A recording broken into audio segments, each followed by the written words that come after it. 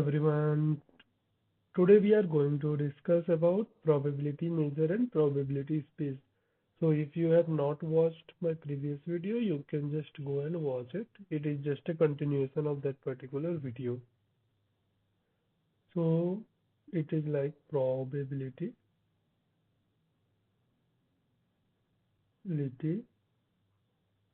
measure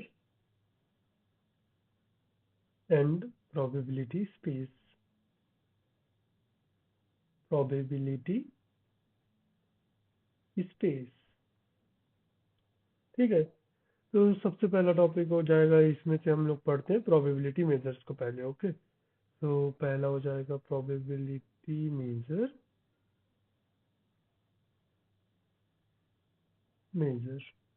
because probability measure ही हम rather than next topic probability space में cover करेंगे, तो इसीलिए प्रोबेबिलिटी मेजर्स को पहले डिस्कस कर लेते हैं. So what is probability measure first? ठीक है, तो probability measure is simply a function that assign a probability to each event in a sample space. So कल हमने सैंपल स्पेस के बारे में डिस्कस किया था. तो क्या होता है, प्रोबेबिलिटी मेजर क्या, हर एक सैंपल, हर एक इवेंट को एक प्रोबेबिलिटी असाइन करता है. तो उसको मतलब ये एक फंक्शन है जो हर एक इवेंट को एक प्रोबेबिलिटी असाइन करता है with in that sample space. उसी को हम लोग बोलते हैं प्रोबेबिलिटी मेजर. सो ये प्रोबेबिलिटी मेजर्स क्या होते हैं कि इनको कुछ एक्सियम्स को सेटिस्फाई करना रहता है. एक्सियम मतलब कि पहले के द्वारा बनाया गया कोई नियम जिनको फॉलो करना रहता है. तो वो कौन कौन से नियम्स हैं जो जिनको फॉलो करना पड़ता है प्रोबेबिलिटी मेजर्स के लिए. ओके, सो पहला जो कंडीशन होता है वो रहता है कि नॉन निगेटिव रहना चाहिए. ये जो प्रोबेबिलिटी होता है, probability of that particular event, it should be non negative. Non negative मतलब कि probability of that event should be greater than or equal to 0, because we know in the line scale this left side will be considered negative and this right side will be considered positive. Correct? So it should be negative for any, it means it should be always positive for any event. Then it should be means there should be the normalization, normalize or normalization, mean to say that probability of the sample space should be always equal to 1. Correct? So if our event is equal to sample space, then probability measure should be always 1. Okay, because yesterday we discussed that if there are means we have discussed the condition where event can be there in the sample space, means event can consist of entire sample space. I have given you that example.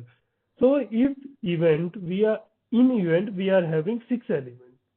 Okay, and if our sample space is 6, because we know that event is subset of sample space and it will never be greater than the sample space.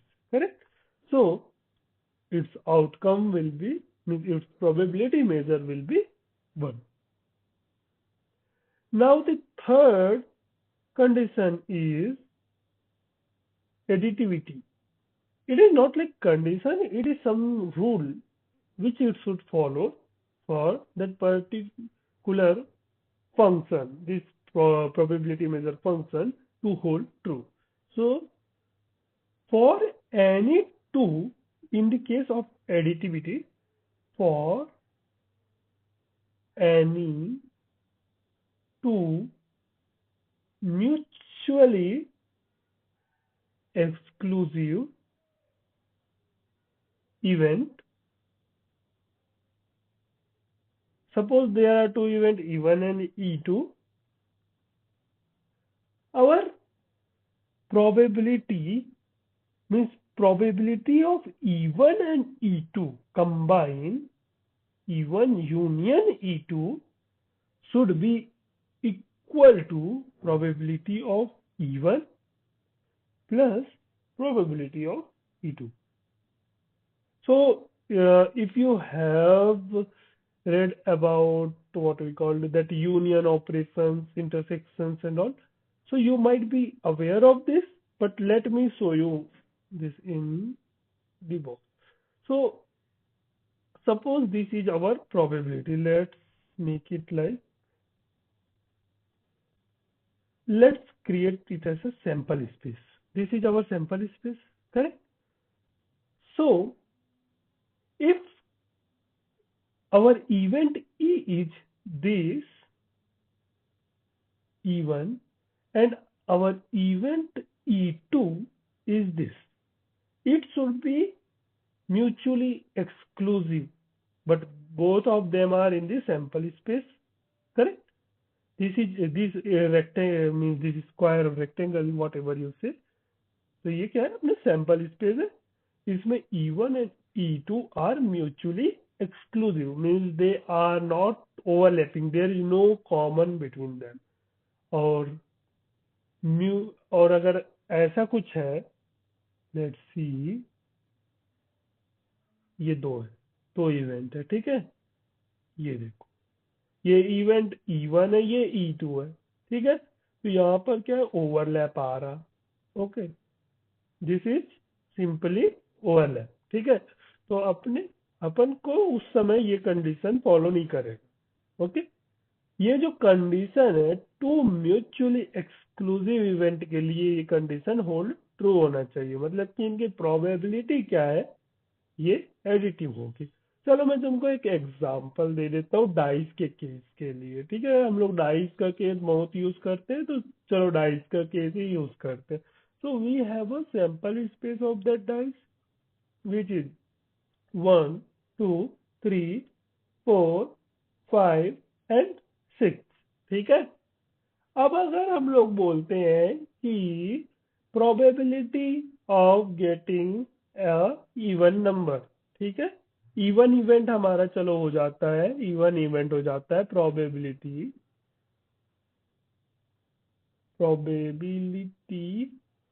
Of getting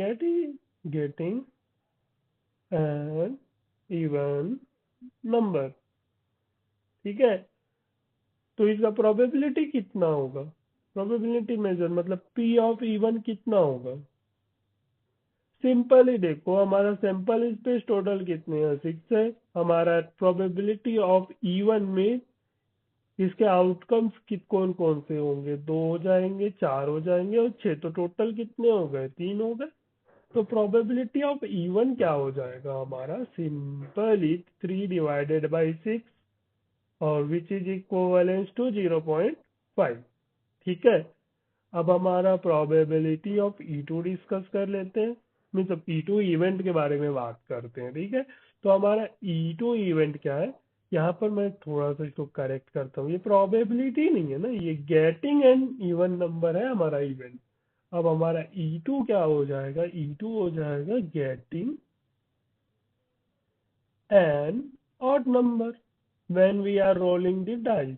वो उतना लंबा मैं rolling dice बार बार नहीं बोल रहा हूँ, तुमको समझ जाना, ठीक है। तो अब हम लोग क्या कर दिए, इसका हमारा आउटकम क्या हो जाएगा, 1 3 और 5, ठीक है।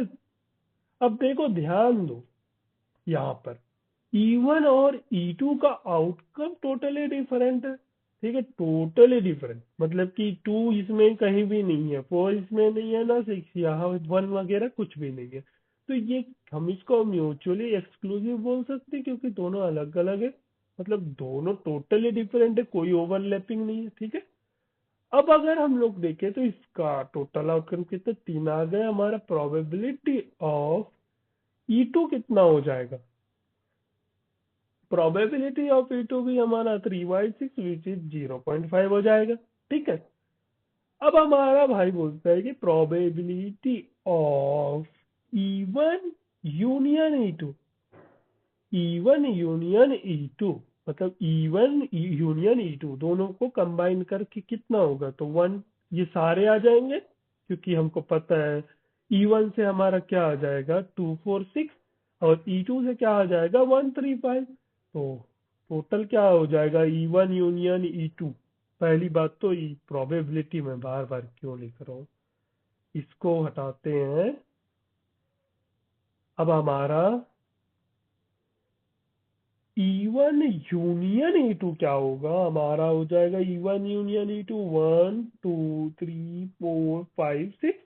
ठीक है, E1 यूनियन E2 को क्या बोल सकते हैं हम लोग, केटिंग एन और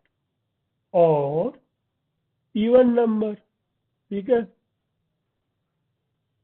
इवन नंबर। तो ये हो गया हमारा E1 यूनियन E2। तो टोटल आउटकम कितने हुए 6। अब हमारा probability of E1 union E2 क्या हो जाएगा, outcome divided by sample space which is 6। और सैंपल स्पेस हमारा क्या है 6 है, तो 6 डिवाइडेड बाय 6 कितने हो जाएंगे हमारे 1। तो यही तो बोला था यार कि probability of E1 union E2 is equal to P of E1 plus E2। तो हमारा P ऑफ E1 कितना है 0.5, P ऑफ E2 कितना है 0.5। अब दोनों का अगर हम ऐड कर देते हैं तो कितना हो जाएगा 0.5 प्लस 0.5 इज इक्वल टू 1। ठीक है, सिंपल सा लॉजिक, इसी को हम लोग बोलते हैं प्रोबेबिलिटी का मेजरमेंट करना। ठीक है, और ये हमारा 3 एक्सियम हो गया। अब इसका कुछ डेफिनेशन अगर तुमको लिखना है तो मैंने शुरू में डेफिनेशन बोला तो था, लेकिन चलो एक डेफिनेशन लिखवा ही देते हैं यहाँ पर, अच्छे से लिखवा देते हैं। तो a probability measure is a function, ये फंक्शन है ना, function is a function. I assume you have understanding of functions at least, but if you don't have, then yeah, just look at other videos, you will get idea of functions. Okay, so a probability measures is a function that assign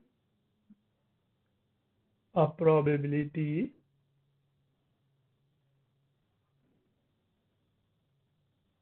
to each event in a sample space. Okay, that's what I discussed. A probability measure is a function that assigns a probability to each event in a sample space, and it must follow, it must satisfy three axioms. Correct? And what are those three axioms which I have already discussed here? So you can write it here, right? Non-negative for E means P of E should be greater than equal to 0 for any event E, and P of S is equal to 1. This is function P, and inside value S is equal to 1, where S is the sample space.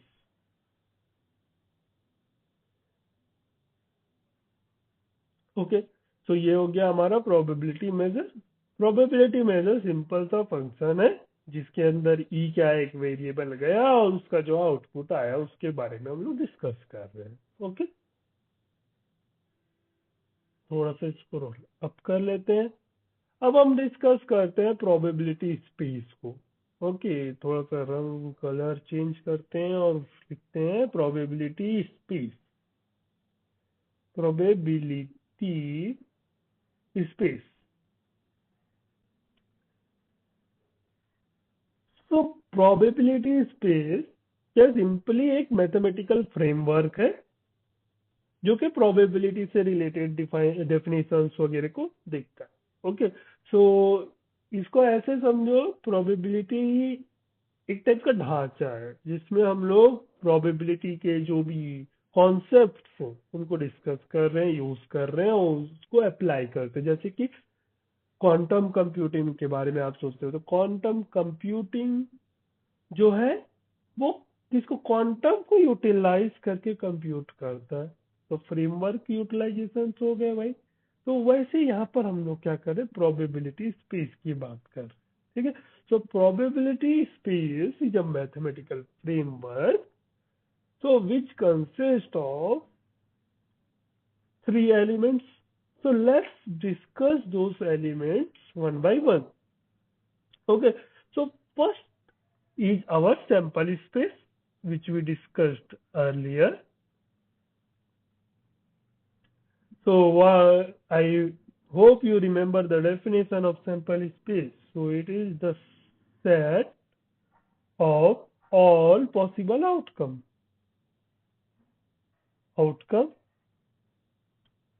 Now the second is sigma algebra. So this is something new coming up. You might be not aware of this, but don't worry, I will be explaining it. So we know that sample space we denote by capital H. Just like that, we denote sigma algebra by capital F. Okay. So what is sigma algebra? So sigma algebra is a collection of events, and now you know what is the event. It is just a subset of sample space that also include the sample space itself and is closed under complementations and countable union. Now this is getting slightly confused, but don't worry, I will make you understand that. So let's discuss the sample means sigma algebra in more detail. So suppose we know what our sample space is for. Suppose let's talk about some simple like rolling knot. Rolling will take 6 elements. Let's discuss about tossing the coin. ठीक है, tossing coin में क्या क्या outcome आ सकते हैं। ठीक है, सो ये मीन्स टॉसिंग कॉइन में क्या है, हमारा सैंपल स्पेस क्या हो जाएगा, हेड आउट है। ठीक है, तो मैंने क्या बताया कि जो हमारा एफ होगा ना वो क्या करेगा, all the event of sample space and it should also consist the sample space. तो क्या है कि ये एक पोटली है, सिंपल सा पोटली, मतलब क्या है बोलूंगा यार, एक चलो ऐसा ऐसा दिखता है ना, ठीक है ऐसा। ओके, इसके अंदर क्या होना चाहिए, ऑल द इवेंट होने चाहिए। ठीक है, ऑल द इवेंट होने चाहिए और हमारा सैंपल स्पेस खुद भी होना चाहिए और इनके कॉम्प्लीमेंट भी होने चाहिए। ठीक है, कॉम्प्लीमेंट भी होने चाहिए, कॉम्प्लीमेंट ऑफ सैंपल स्पेस और इवेंट वगैरह सारे, इनका सेट, इनका क्या हो गया हमारा सेट। ठीक है, मतलब अलग अलग ही रहेंगे, कलेक्शन के अंदर जो रहेगा उसको बोलेंगे इसके अंदर। ठीक है, तो इसके अंदर हमारा इसको बड़ा सा ब्रैकेट से डिनोट करेंगे। तो इसका इवेंट क्या क्या बन सकता है पहले बताओ, एज और वैसे मतलब इसका इवेंट क्या बनेगा, एक हेड बनेगा, ठीक है, एक टेल बनेगा। ठीक है, अब बताओ हेड का कॉम्प्लीमेंट क्या हुआ, टेल, टेल का कॉम्प्लीमेंट क्या हुआ, हेड। तो हमारा कॉम्प्लीमेंट तो अवेलेबल है, राइट, और उनका ओरिजिनल वैल्यू भी अवेलेबल है। ठीक है, अब हमारा सैंपल स्पेस भी रहना चाहिए बोल रहा है। ठीक है, तो हमारा सैंपल स्पेस भी है। ठीक है, अब इसका कॉम्प्लीमेंट क्या होगा सोचो, सैंपल स्पेस के अंदर तो दोनों एलिमेंट, मतलब इसके अंदर तो दोनों एलिमेंट आ ही गए हैं, अब इसका कॉम्प्लीमेंट होगा तो होगा क्या। तो इसका कॉम्प्लीमेंट हो जाएगा कुछ नहीं, मतलब दोनों आ गए तो दोनों नहीं आए, वो तो हो गए कॉम्प्लीमेंट, जिसको हम डिनोट कर देंगे फाइव। तो ये जो हमारा है सिग्मा एलजेब्रा, इसको इसको बोलते हैं सिग्मा एलजेब्रा। ठीक है, इवेंट भी होने चाहिए हमारे ये सारे, और सैंपल स्पेस भी होने चाहिए, और इनके कॉम्प्लीमेंट्स भी होने चाहिए। तो ये हो गए, ठीक है, सारे चीजें होनी चाहिए। तो इसको और अच्छे से समझना है तो आई थिंक इतना तो समझ आ गया होगा, लेकिन अगर थोड़ा सा और इसके डेफिनेशंस वगैरह कॉन्सेप्ट को और समझते हैं तो अ sigma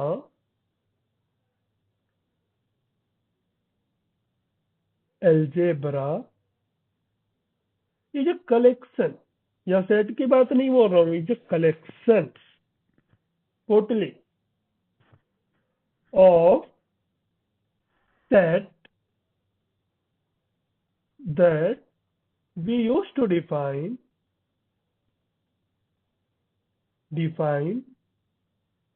event in a probability space। ठीक है, प्रोबेबिलिटी स्पेस। अब हमारा इसके कुछ की प्रॉपर्टीज लिख लेते हैं हम लोग सिग्मा एल्जेब्रा की, तो इससे क्या है कि तो वो और थोड़ा सा अच्छे से अंडरस्टैंडिंग हो जाएगी। वैसे मैं उम्मीद करता हूँ इतना तो अंडरस्टैंडिंग हो गया होगा कि क्या है हमारा sigma algebra based on this. ठीक है, तो प्रॉपर्टीज लिख लेते हैं।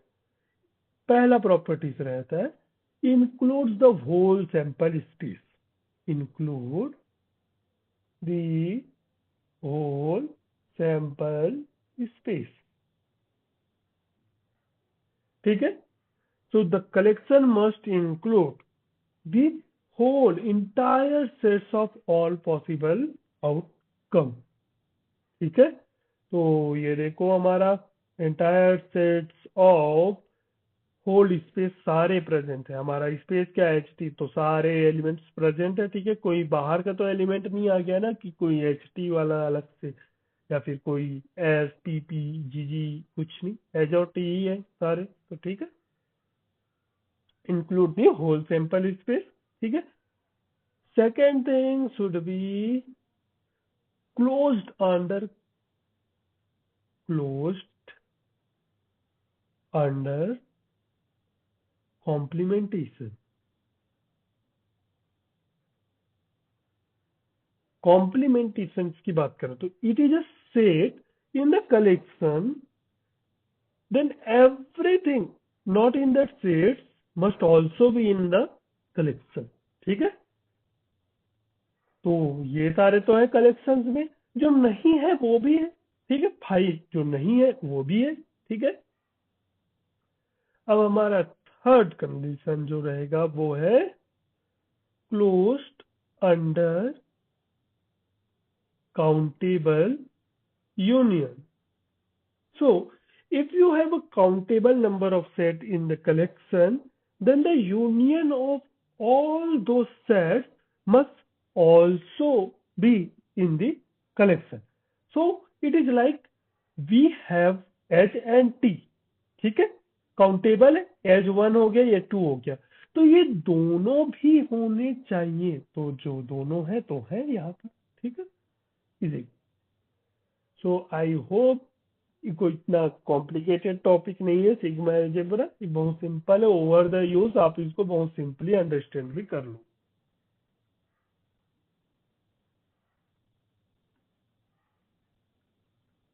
इसको ऐसे देखो, ये एच और टी कॉम्प्लीमेंट है, ठीक है, एक दूसरे के, और ये दोनों भी कॉम्प्लीमेंट, ठीक है, एक दूसरे, सिंपल।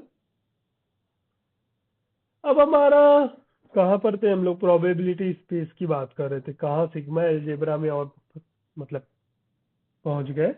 लेकिन आई होप सिग्मा अलजेब्रा समझ आ गया होगा। अब हम बात करते हैं प्रोबेबिलिटी मेजर्स की। ये भी हमारे प्रोबेबिलिटी स्पेस का एक पार्ट है। ठीक है, एक एलिमेंट है, इसीलिए मैं बोला था कि प्रोबेबिलिटी मेजर्स को हम लोग डिस्कस कर लेते हैं। तो आई होप आपको अंडरस्टैंडिंग मिल गई होगी कि what is probability measures. Capital P से डिनोट करते, it is a function that assigns probability to the event of sigma algebra. ठीक है, इसको ऐसे लिख दो, अ function that assign probabilities, oh my god, my writing is messed up, to the event in S। तो हमारा sigma algebra देखो, हमारा सिग्मा एल्जेब्रा क्या था। ठीक है, ये हमारा पूरा कलेक्शन भरा पड़ा हुआ है।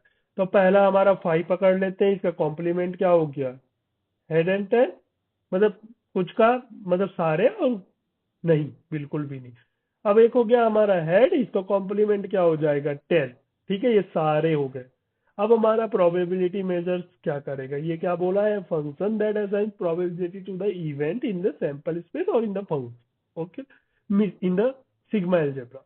तो चलो काम करते हैं, सिग्मा एल्जेब्रा का एक फाइव को उठा लेते हैं। तो प्रोबेबिलिटी ऑफ फाइव क्या हो जाएगा, कुछ नहीं है, तो कुछ भी नहीं है तो जीरो है।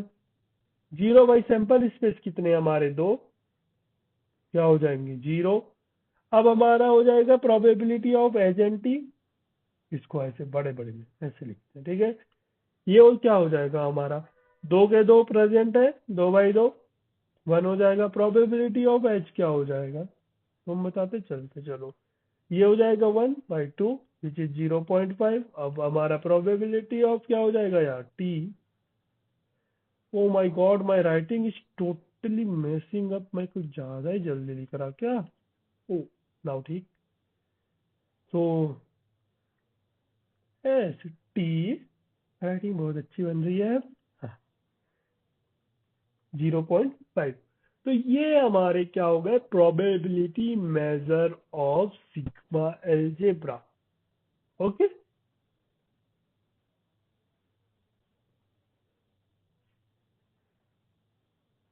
अब चलो हम लोग एक क्वेश्चन सॉल्व करते हैं, इसी बेसिस पे एक क्वेश्चन सॉल्व करते हैं। क्वेश्चन सॉल्व करेंगे तो थोड़ा सा और आइडिया लग जाएगा। ठीक है, तो थोड़ा सा स्क्रॉल इसको अप करते हैं, क्वेश्चन लिखते हैं हम। तो हमारा क्वेश्चन है,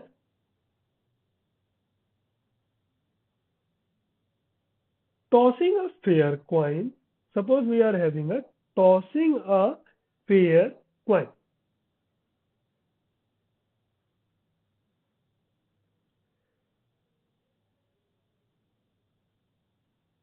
तो इसको लिखते हैं हम लोग, tossing a fair coin twice. ठीक है, अब हमारा इवेंट जो है ना, इवेंट इवन क्या है, इवेंट है गेटिंग एटलीस्ट वन हेड। ठीक है, गेटिंग एटलीस्ट, कम से कम वन हेड चाहिए अपने को। ज्यादा आएगा चलेगा, लेकिन कम से कम एक तो दो, एक तो चाहिए अपने को। ठीक है, तो हमारा जो सैंपल स्पेस होगा, इसको सॉल्व करना चालू करते हैं। ये क्वेश्चन है, तो हमारा हमको बोला जा रहा है probability of getting at least one head, मतलब प्रोबेबिलिटी ऑफ इवन अपने को करना है पता। तो सैंपल स्पेस कितने हो गए हमारे पास, तो सैंपल स्पेस हमारे हो जाएंगे हेड, हेड यहाँ पर दो कॉइन है, तो देखो हेड हेड हो जाएगा, हेड, दूसरे में टेल आ गया, पहले में टेल आया, दूसरे में हेड आ गया, दोनों में टेल आ गया। चलो, तो ये हमारे हो गए सैंपल स्पेस। कितने हो गए टोटल सैंपल आउटकम, 4।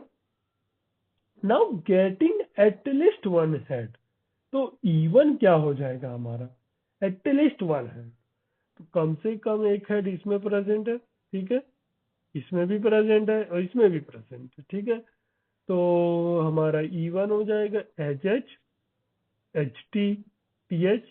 ठीक है, तो आउटकम्स क्या हो गए, 3।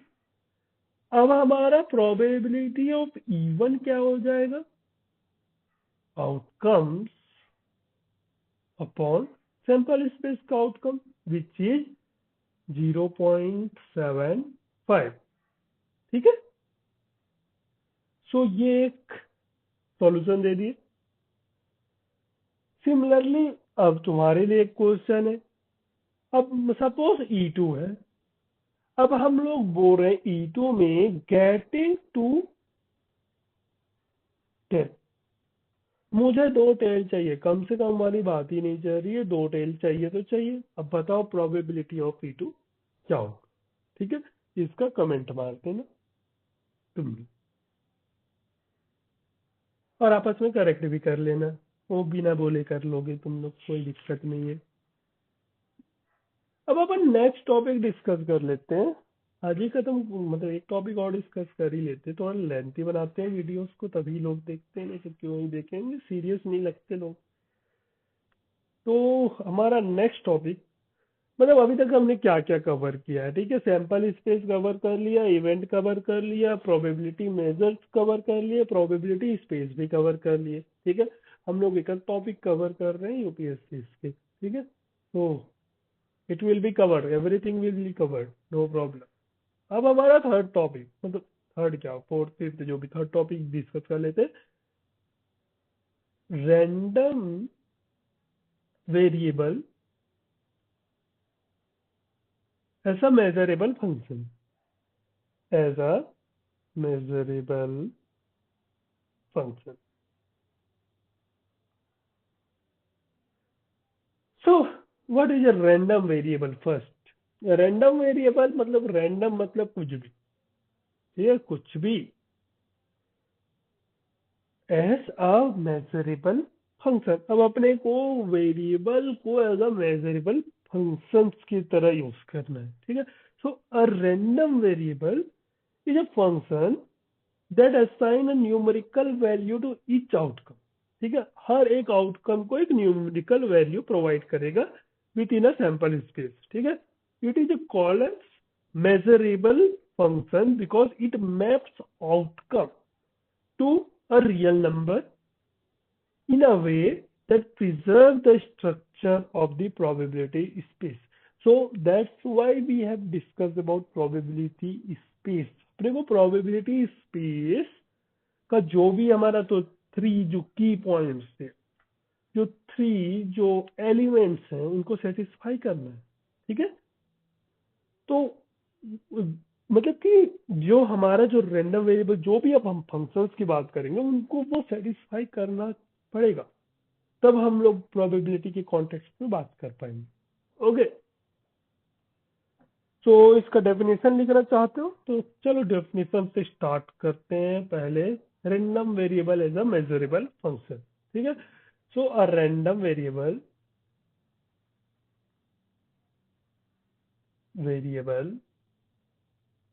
is a function that assign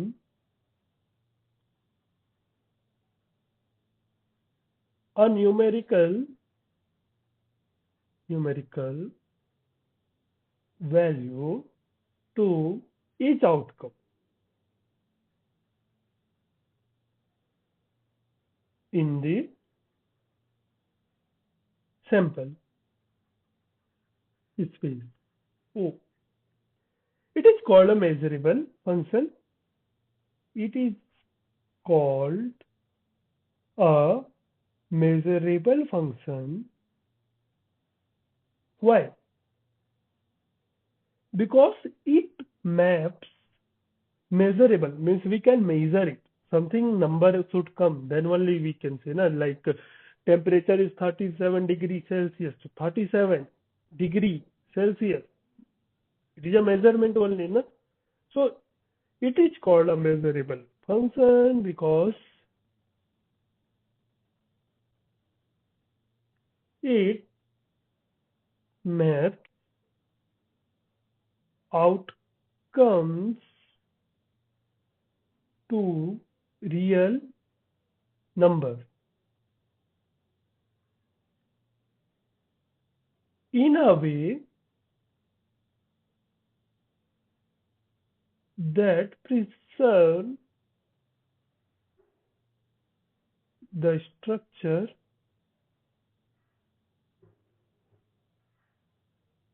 of the probability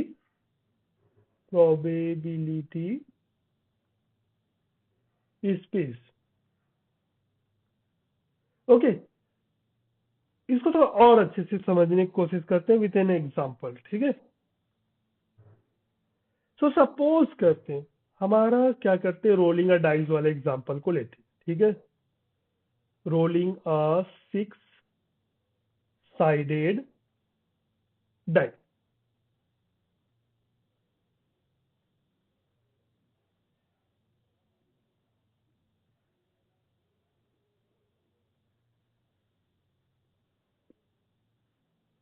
drinking water, speaking for long long.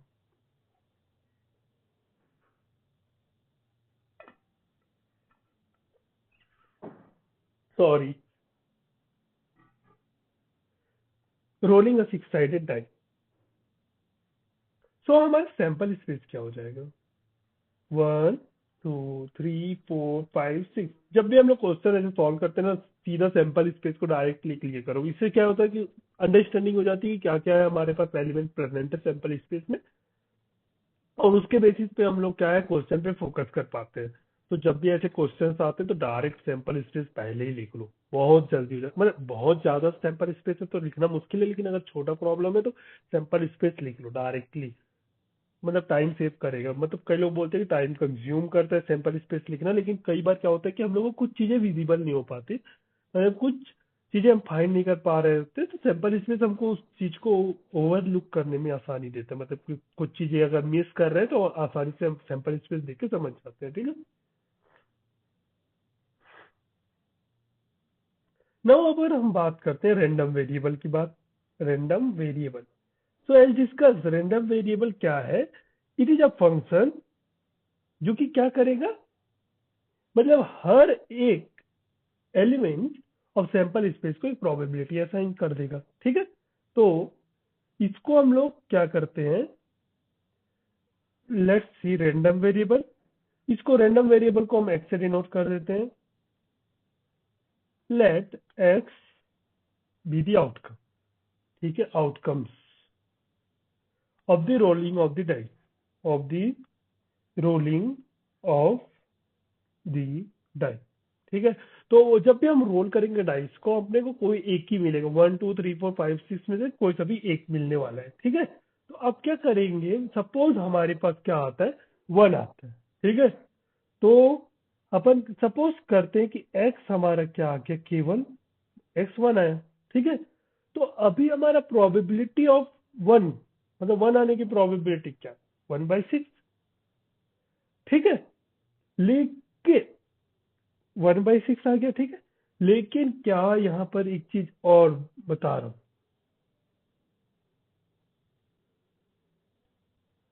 जो हमारा जो मैपिंग है, ठीक है, मैपिंग क्या की हो रही है, जैसे कि हमारा आउटकम 1 आ रहा है, तो ठीक है, 1 आ रहा है, तो इसको क्या करेगा, x जो है 1 कंसीडर करेगा।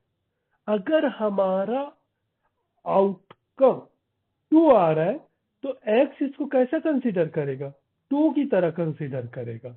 अगर 3 आ रहा है तो x इसको कैसा कंसीडर करेगा, 3 की तरह कंसीडर करेगा। यही तो बोलना है, mapping outcome to the number, the random variable x assign a number to each outcome in the sample space.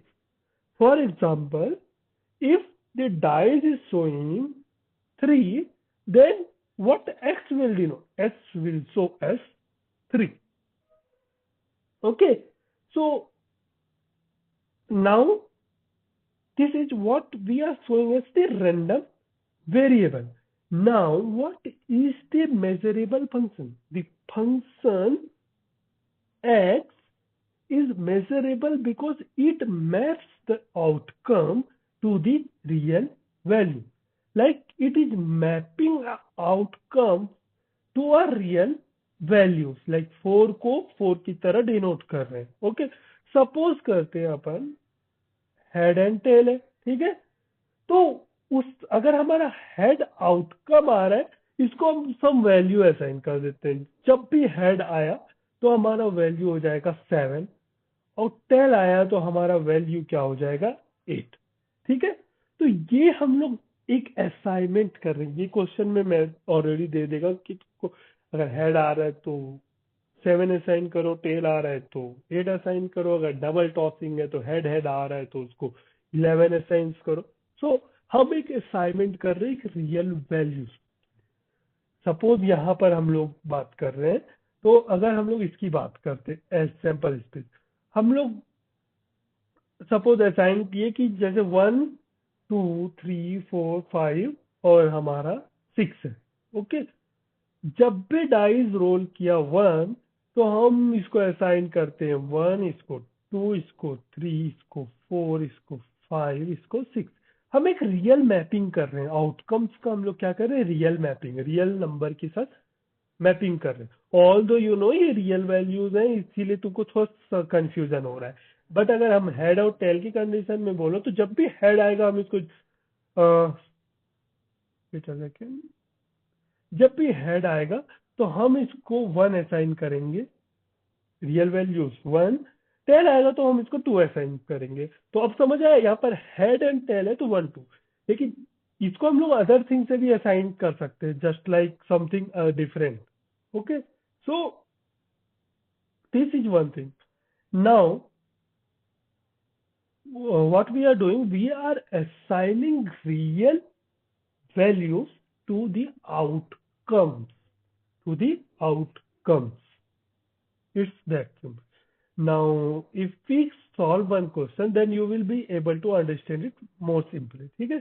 So, what is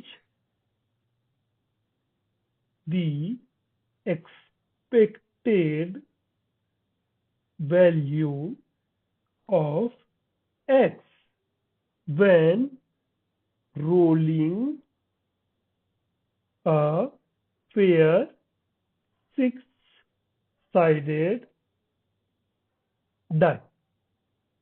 Okay, so it will be like हम लोग expected value of x, इसको ऐसे bracket से denote करते हैं, तो which will be like probability of each outcome. Okay, so it is like summation of I is equal to 1 to n, and it will be I, and probability of x is equal to I. ठीक है, so let's I 1 है। First case में हमारे पास total कितने हैं, हमारे पास 6 है। So what is the expected value of x when rolling a fair six-sided die? So 1 into probability of 1 आने की probability क्या है, 1/6। अब हमारा 2, probability of 2 क्या है, 1/6। Same goes with this, and 4 into 1/6 plus 5 into 1/6 plus 6 into 1/6, which is simply 21/6, which is equivalent to 3.5. So this is one example of how to get expected value of a random variables when performing one experiment. Okay.